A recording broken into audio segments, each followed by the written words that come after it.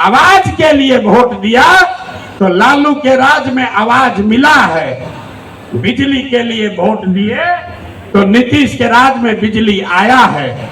गुजरात के विकास के लिए वोट दिए तो गुजरात में विकास हुआ है। लेकिन आप में से किसी ने अपने बच्चों के पढ़ाई रोजगार के लिए किसी को वोट नहीं दिया, इसीलिए बिहार के बच्चे अनपढ़ और मजदूर रह गए। ये बात समझाने का अभियान का नाम है जन सुराज कि मेरे भाई, अगर पढ़ाई और रोजगार चाहिए तो एक बार पढ़ाई या रोजगार के लिए वोट देना होगा।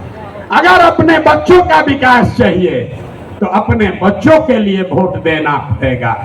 अब एक अंतिम सवाल, सब लोग जरा सोच के बताइए, और कुछ हो या ना हो, आपको अपने बच्चों की चिंता है या नहीं है? बताइए हाथ और दिखाइए, है कि नहीं है? सब लोग हाथ उठाकर बताइए भैया, है कि नहीं है?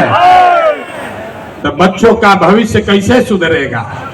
दुनिया में जितने विद्वान हैं उन्होंने बताया कि बच्चों का भविष्य सुधारने के लिए गरीबी से निकलने का 3 ही गो रास्ता है: पढ़ाई, जमीन और पूंजी। 3 ही रास्ता है गरीबी से निकलने का।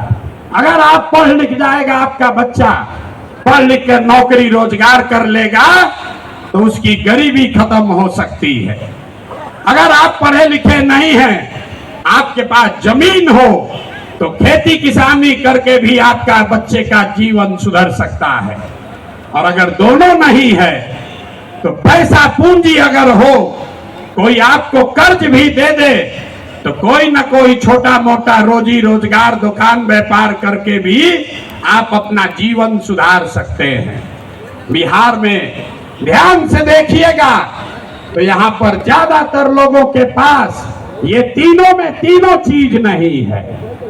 यहाँ रहने वाले जितने गरीब लोग हैं उनके बच्चों के पास पढ़ने का कोई सुविधा ही नहीं है। गरीब का बच्चा जा रहा है पढ़ने, वहां पढ़ता नहीं है, खिचड़ी खाया और घरे चला आया। कॉलेज में खिचड़ी नहीं बट रहा है लेकिन वहां से डिग्री बट रही है।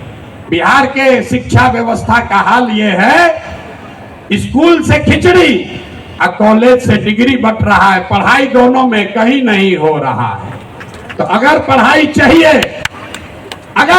चाहिए क्योंकि यही रास्ता है गरीबी से निकलने के लिए, तो बिहार में सबसे ज्यादा पैसा शिक्षा पर खर्च होना चाहिए।